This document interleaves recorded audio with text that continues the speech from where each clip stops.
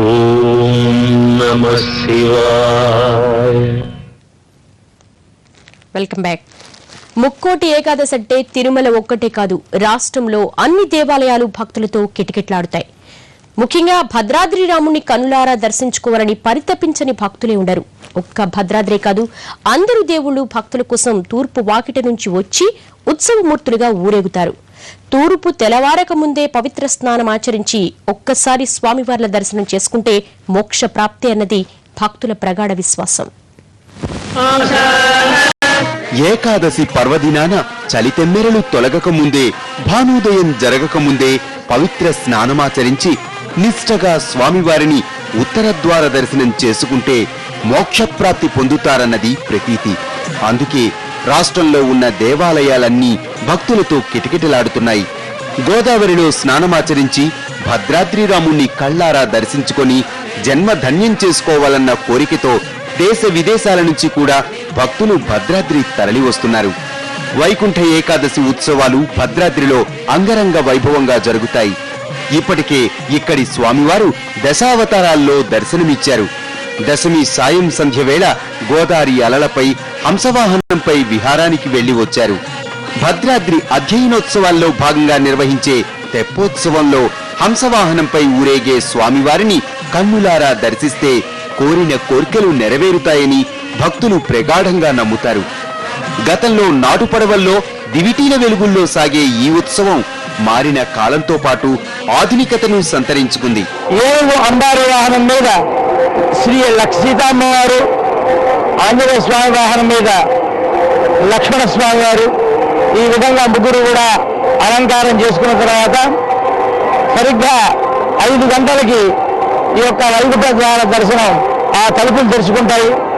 అందులో నుంచి మేఘాల్లోంచి బయటకు వస్తున్నటువంటి సూర్య బింబంలాగా ఆ స్వామివారు మనకందరూ కూడా దర్శనమిస్తారు. 1 గంట వరకు మనకు అక్కడే ఈ యొక్క స్వామివారి యొక్క గరుడ సేవ జరుగుతుంది. ఆ తదుపరి ఈ యొక్క 108 వ్యక్తుల హారతితోని ఇక్కడ ఉండేటువంటి ఈ యొక్క వైకుంఠ ద్వార సేవ ముగిసి అక్కడ నుండి తిరిగేందుకు బయలుదేరుతారు స్వామివారు. ఇది భద్రాద్రికి ఓ స్థల పురాణం ఉంది. చాతుర్మాస్య వ్రతం తర్వాత యోగ నిద్ర నుంచి మేల్కొన్న శ్రీమన్నారాయణుడు ముక్కోటి దేవతలకు గరుడ వాహనంపై వైకుంఠంలో ఉత్తర ద్వారంలో దర్శనమిచ్చినట్లు ఇతిహాసాల్లో ఉంది. భద్రాద్రిలో స్వయంభూవుగా వెలిసిన శ్రీ సీతారామచంద్రులు వైకుంఠ ఏకాదశి నాడు శ్రీమన్నారాయణుడిగా దర్శనమిస్తారన్నది ప్రతీతి. అందుకే వైకుంఠ ఏకాదశి నాడు వైకుంఠరామునిగా దర్శనమిచ్చే ఆ స్వామిని చూసి తరించేందుకు భక్తులు పోటెత్తుతున్నారు.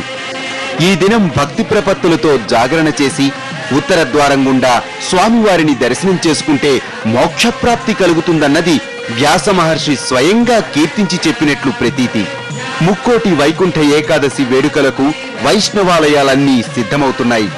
జ్యోతిర్లింగమైన శ్రీశైల మహాక్షేత్రం ముక్కోటి ఏకాదశి పర్వదినానికి సర్వాంగ సుందరంగా ముస్తాబవుతోంది. శ్రీ భ్రమరాంబిక మల్లికార్జున స్వామి రావణవాహన సేవలో ఉత్తర ద్వారమైన శివాజీ గోపురం గుండా ప్రవేశించి మాడవీధుల్లో ఊరేగుతారు. చంద్రచూడ మదనంతూలపాణే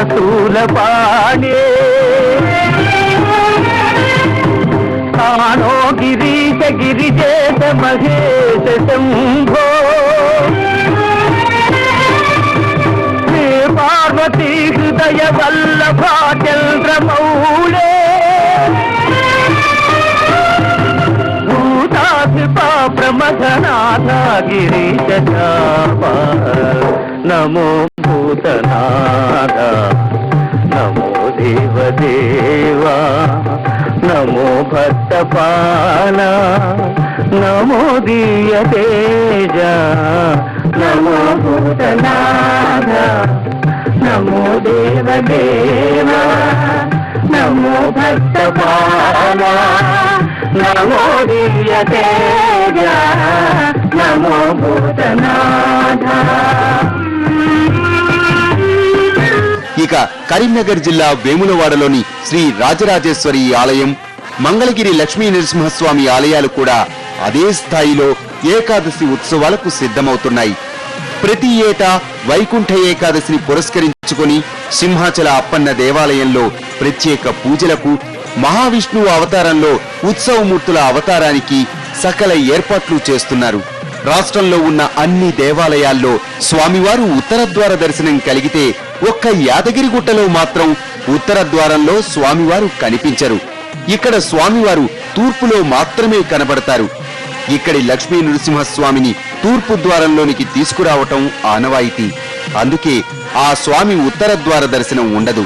ఇలా రాష్ట్ర వ్యాప్తంగా అన్ని వైష్ణవ దేవాలయాలు భక్తులతో పోటెత్తుతున్నాయి. ఏకాదశి పర్వదినాన ఏ విష్ణు ఆలయాన్ని దర్శించుకున్నా ముక్కోటి దేవతలను దర్శించుకున్న పుణ్యం కలుగుతుంది. ఇది ఇవాల్టి స్టోరీ బోర్డ్. మరంసింతో మళ్ళీ కలుద్దాం. నమస్తే.